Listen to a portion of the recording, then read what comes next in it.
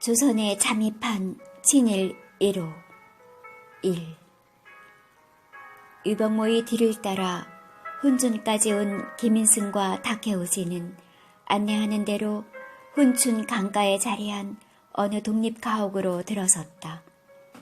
개인 집답지 않게 마당이며 방들이 널찍하며 어딘지 모르게 윤택해 보이고 일하는 인원도 여러 명인 모양이었다. 그곳은 조선인 어부 차만덕의 집인데 그는 명색의 어부이지 실은 두만강을 건너는 조선인에게 길을 안내하는 것이 본업으로 되어 있었다.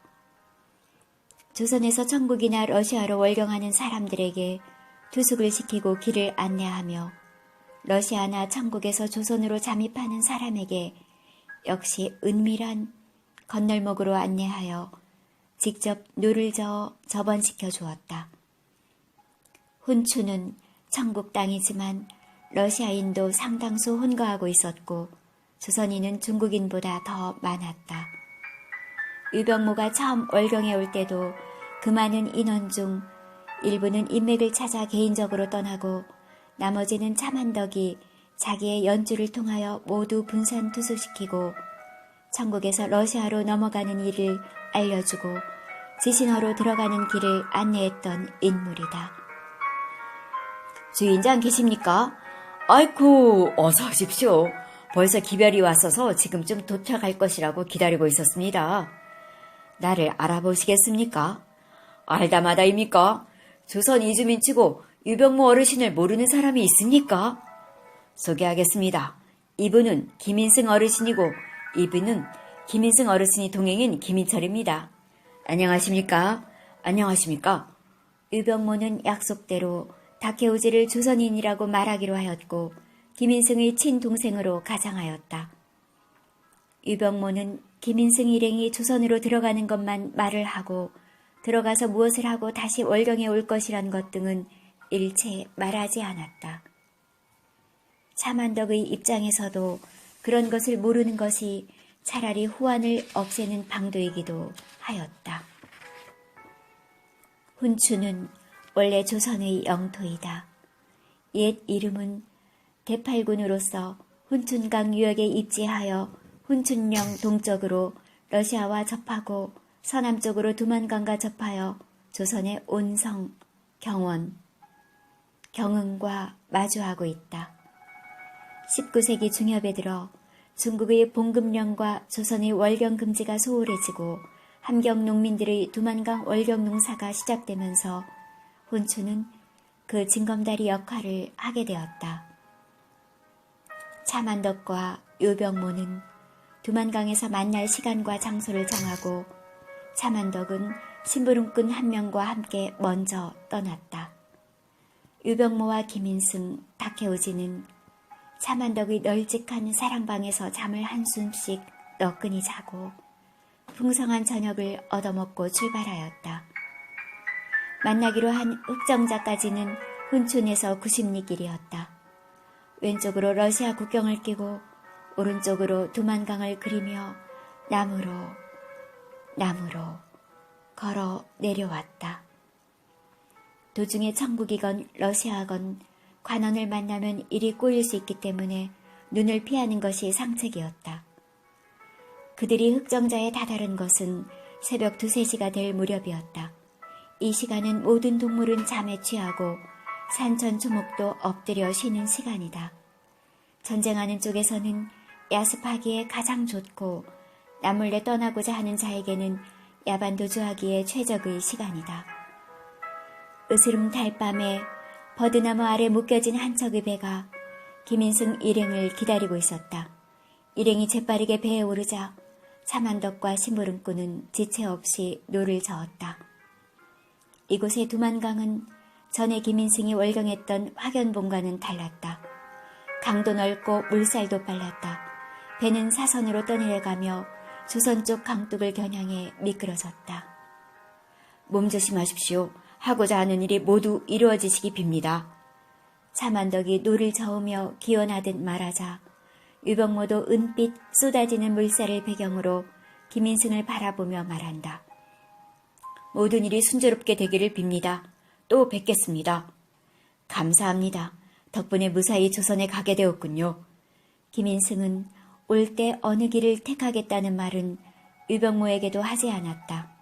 비밀 유지도 필요하며 또 이번은 유병모의 협조를 필요로 했기 때문에 유병모가 이용했던 지신어, 혼춘, 흑정자, 경원의 경로를 택하지만 가소를 데리고 월경할 때는 전처럼 확연봉기를 이용하려고 마음속으로 작정하고 있었기 때문이다. 두 사람을 조선 강안에 토해내고 다시 세 사람이 탄 배는 즉시 청국 강안으로 비스듬히 떠내려가고 있었다. 흑정자에서 두만강을 건너 가로지르면 경흥까지는 20리밖에 안 되는 거리이다.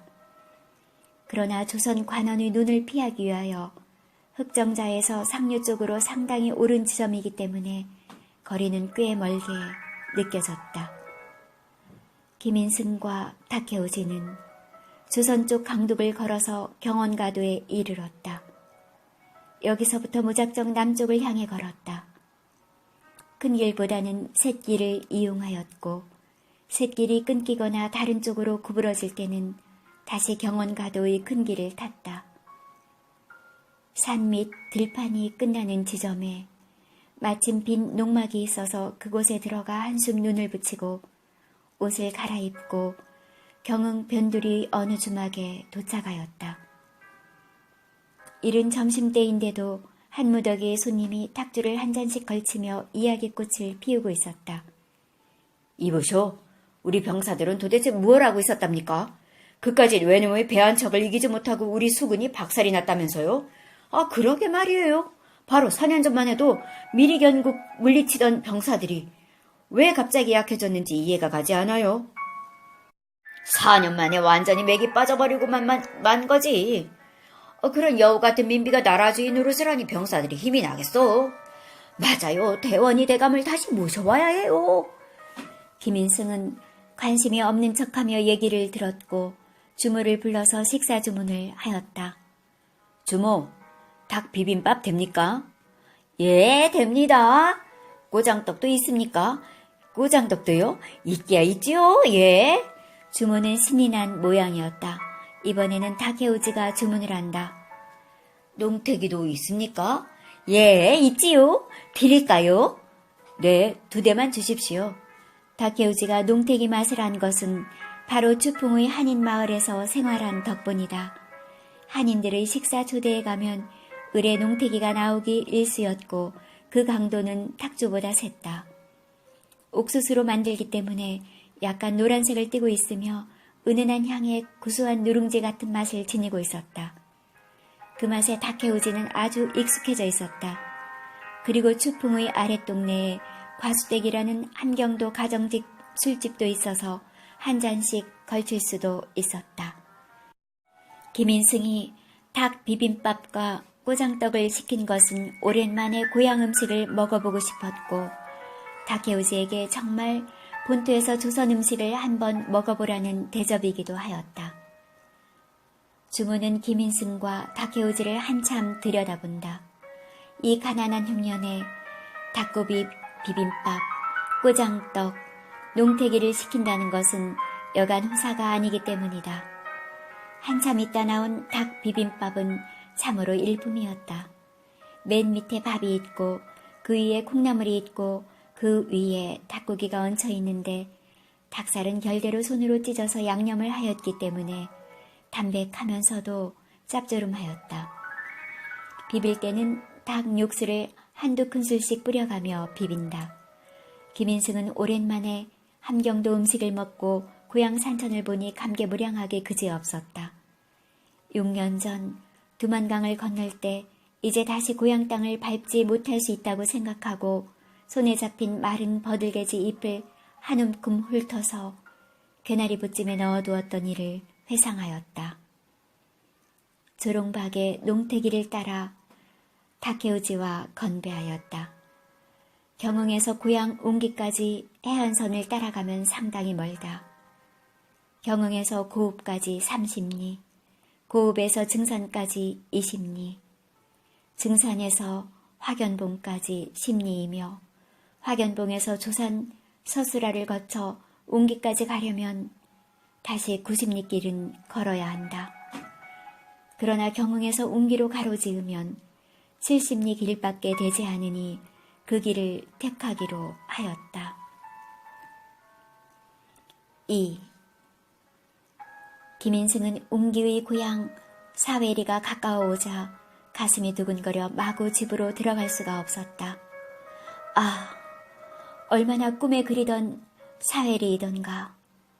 계산해보니 14살 먹었던 큰아들이 벌써 20살, 11살 먹었던 둘째 아들이 17, 7살 먹었던 셋째 딸이 13살이나 됐다.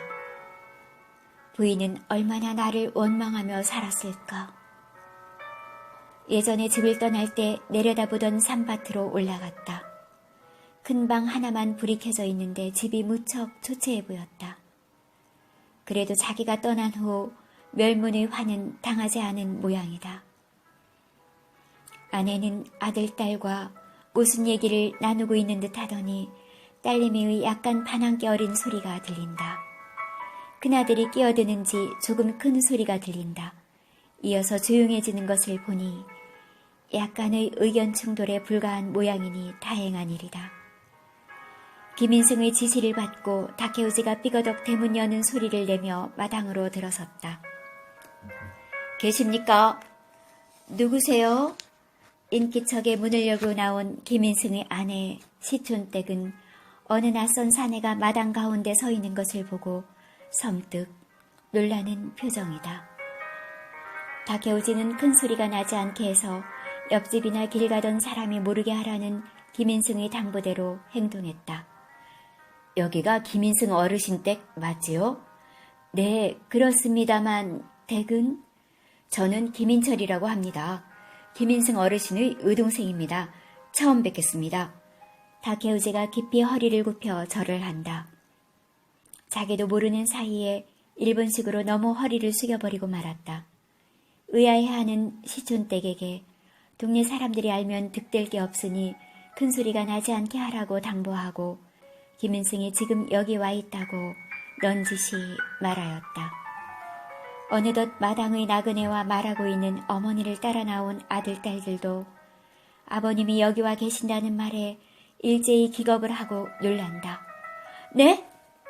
다케우지가 조용히 해달라는 당부로 손가락을 입에 대고 쉬쉬하며 대문 쪽을 바라본다. 이윽고 어둠 속에서 김인승이 나타났다. 그리고 어서 방으로 들어가자는 손짓을 하며 걸어온다. 남루한 차림의 식구들은 헛것을 보지나 않았나 눈이 희둥그레 바라보고만 서 있다. 어서 방으로 들어가자는 신호도 아랑곳 없이 갑자기 장승이 된 듯 서 있는 식구들을 뒤로하고 김인승이 먼저 방으로 들어갔다. 그때야 식구들이 방 안으로 따라 들어온다. 태범 태수가 큰절을 하고 이어서 순덕이가 큰절을 한다. 시촌댁은 서서 훌쩍훌쩍 울고만 서 있다. 김인승이 일어나서 시촌댁의 손을 잡고 아랫목으로 앉히자 아들딸이 일제히 같이 앉으며 손을 잡고 아버지를 연발한다. 고생 많이 했지요? 너희들에게도 할 말이 없다. 그때 끌려가서 고초나 당하지 않았소? 왜 고초를 당하지 않았겠어요? 나도 끌려가고 백부님도 끌려갔구먼요. 나는 여자고 어린 것들이 있다고 해서 반년 만에 풀려났지만 백부님은 1년도 넘게 옥살이를 하고 곤장도 맞고 집안이 풍비백산이 났구먼요. 백부님은 그때 맞은 곤장독이 퍼져 지금도 누워있구먼요. 참, 하고도 잘 있어요? 정말 고생 많이 했구려. 하고는 연해주 추풍에 나랑 같이 살고 있어. 큰아버님을 무슨 낯으로 뵐까 모르겠어. 참, 당신 시동생을 소개하리다. 내 의동생이요. 너희들 작은아버님께 인사드려라. 삼남매가 일어나 일제히 다케우지를 향해 큰절을 한다. 이 동생은 일본인이요. 추풍에서 나랑 같이 살면서 내가 보살펴 주었고 같이 일본에 갔다 왔는데 줄곧 나를 돌보아 주었어. 지금 이야기를 다 하려면 너무나 기요. 식구들은 일본인이란 말에 또다시 네? 하고 일제히 놀란다.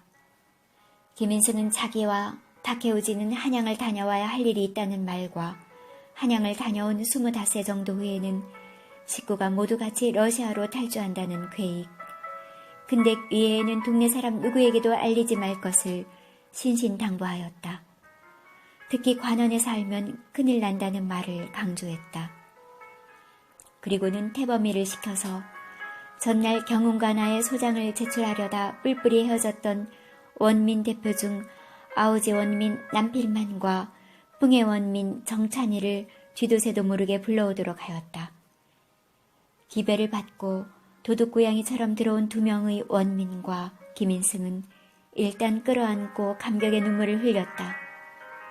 그동안 당한 고초에 분을 이기지 못한 두 사람은 6년 전에 황만수의 말처럼 2년 정도 산골에 피신했다 돌아오니 정찬이의 아버님은 군장을 맞고 군장독이 퍼져 벌써 세상을 떴고 남필만의 부인은 주리를 트는 고초에 못 이겨 실성한 사람이 되어 있었다. 그러나 사또가 바뀌고 세월이 가자 또 언제 그랬냐는 식으로 지금은 일단 조용해졌다고 한다. 김인승은 먼저 다케우지를 소개하고 일본국은 지금 조선을 개국시키려는 계획을 하고 있다는 지상의 비밀을 털어놓았다. 그리고 김인승 자신은 일본국 외무성 외국인 고문의 신분이며 다케우지는 현재 일본 외교관임을 설명하였다. 남필만이 말했다. 김공이 한 일은 무조건 옳은 일이라 생각하겠습니다. 전에도 항상 그랬으니까요. 조선은 누구의 힘에 의하든 바뀌어야 합니다. 지금 세상은 급속도로 변하고 있다고 들었습니다. 이대로 쇄국만 하고 있는 것은 앉아서 죽기를 기다리는 것이나 마찬가지지요. 남필만은 삼례 소식도 들을 겸 편지를 써줄 테니 찾아가 보라며 어떤 처신을 할 것인가는 김인승이 더 잘 알고 있으니 알아서 해달라고 하였다. 경흥에서 한양까지 가는 길은 대로와 파발길이 있다. 대로는 국도라고도 하는 간선도로인데 전국에 10대 대로가 있었다. 한양, 함경도 경흥까지 가는 경흥대로, 한양 의주까지 가는 의주대로, 한양 강화까지 가는 강화대로, 한양 수원까지의 수원별로, 한양 충남 수영까지의 수영별로, 한양 통영까지의 통영대로, 한양 동래까지의 영남대로, 한양 봉화까지의 봉화대로, 한양 울진 평해까지의 평화대로, 한양 해남까지의 삼남대로가 그것이다. 파발길은 따로 북발, 서발, 남발이 있는데 대개 대로와 겹치는 곳이 많았다. 이 중에서 김인승이 택하기로 한 경흥대로에는 직로에 64참, 샛길에 10참을 두었다. 발참은 모두 신설된 것이 아니고 상당수는 파발 제도가 생기면서 기준역이 참을 대행하였기 때문에 역과 참이 혼동되는 것이 일반적이었다. 김인승과 다케오지는 길만 경흥대로를 이용하고 관원은 될 수 있는 한 피하기로 하였다. 한양에 과거나 보러 감직한 선비 차림을 했다. 경흥에서 한양까지 2000리 길이니 하루에 200리씩 걸어서 편도 열흘을 잡고 한양에서 5일 체류, 합계 25일을 계산한 것이었다. 안변까지 온 김인승과 다케오지는 천령을 눈앞에 두고 천령을 넘지 않고 갈 수 있는 지름길인 용지원 10리길이 있는데도 그것을 택하지 않고 일부러 천령 고개를 넘기로 하였다. 꼭 천령에서 조국 산천을 바라보고 싶어서였다. 아, 이 장쾌한 조국의 산천이여. 백두대간을 타고 내려온 백두산 정기가 태백산 등어리로 내려가는 길목이 촬영이다. 김인승의 귀에는 문득 이양복의 시조 한 수가 진양조 장단에 맞추어 숨 넘어가는 고음으로 휘몰이쳤다. 전령 높은 봉에 쉬어 넘는 저 구름아, 고신 원루를 비삼아 뛰어다가 님 계신 구중심처에 뿌려 본들 어떠리. 이제 우리 조국은 어떻게 될 것인가? 나는 지금 조국을 위하여 훌륭한 일을 하고 있는 것이 맞는가? 그렇다. 나는 조선을 위한 지고의 사업에 참여하고 있다. 한참 생각에 잠기며 회양쯤에 이르자 맞은쪽에 한 무더기 이삿짐 행렬이 오고 있다. 달구지 4대로 나눠 실은 짐들은 붉어져 나올 정도고 식구들이 많이 딸린 것을 보니 두서너 가족은 좋게 됨직하였다. 마침 주막이 보이자 쉬어가자며 평상에 걸쳐 앉는 것을 보고 김인승과 다케오지도 그 주막으로 따라 들어갔다. 어디서 어디로 이사가는 중이십니까? 기마에서 두만강변으로 이사가는 중입니다. 왜 이사를 가는 것입니까? 살기도 각박한 데다가 글쎄 일본 배 한 짝에 조선 수병이 무너지는 이런 세상에서 무슨 변고가 벌어질지 어찌 알아요? 멀리 두만강쯤으로 이사 갔다가 불리하면 두만강을 넘어 노령으로 갈까 합니다. 기마라고 하면 서울에서 한참 떨어진 곳으로 포천군 영북면 자일리와 철원군 갈마릅, 강포리 일대이다. 그렇다면 강화나 서울 사람들은 이들보다 더 불안해하고 있음이 분명했다. 러시아로 월경 탈주는 함경도와 평안도의 북부지방 사람들만 하는 줄 알았더니 이제부터는 중부지방 사람들도 하겠구나 생각했다. 한참 있으니 이삿짐 우리는 떠나가고 이어서 조촐한 양반 행차가 당도한다. 마리의 양반은 독보에 가죽신을 신고 장족을 물고 부채를 들었다. 견마잡이 상놈은 집신에 하얀 머리수건을 두르고 있다. 가까운 친구 집에나 유람지에 바람 쐬러 가는 모양이다.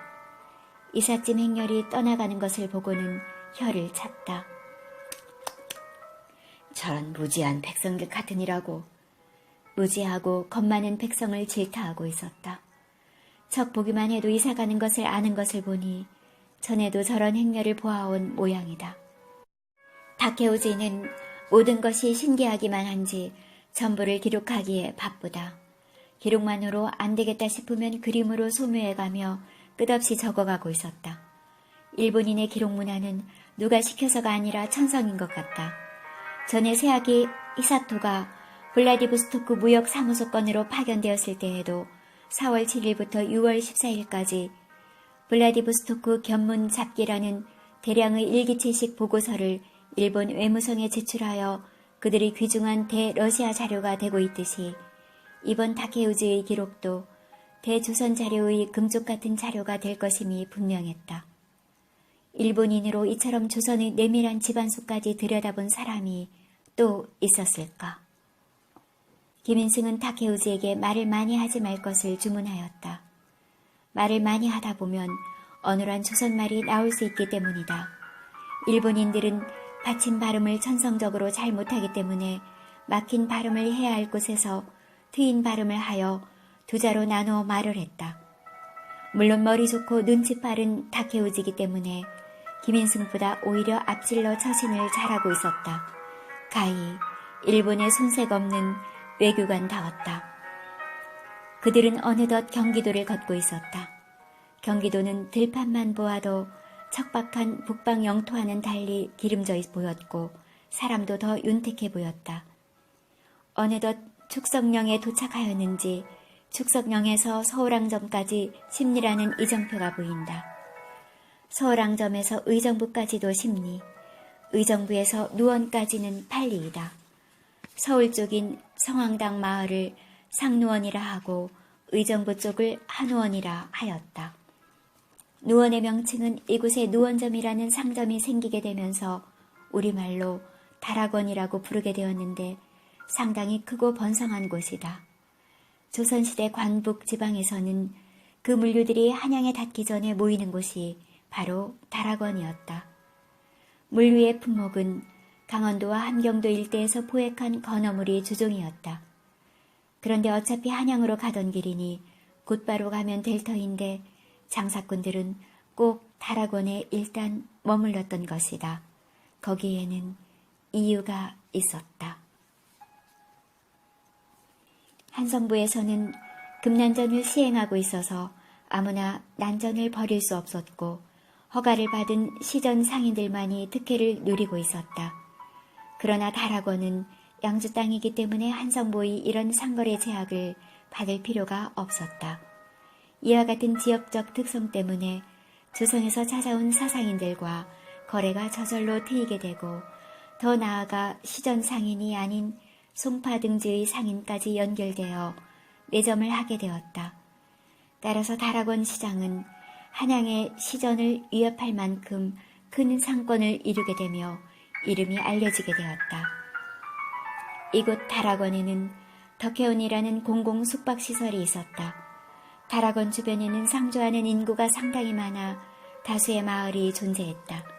누원마을, 장수마을 등이 그것인데 장수마을은 원내에 솟는 우물맛이 일품이어서 그 우물을 마시면 장수한다고 해서 붙여진 이름이었다. 이 외에도 영국리, 아메리, 수라리, 마산리, 각신리, 그리고 삼각산 및 우이리까지 포함되고 있었다.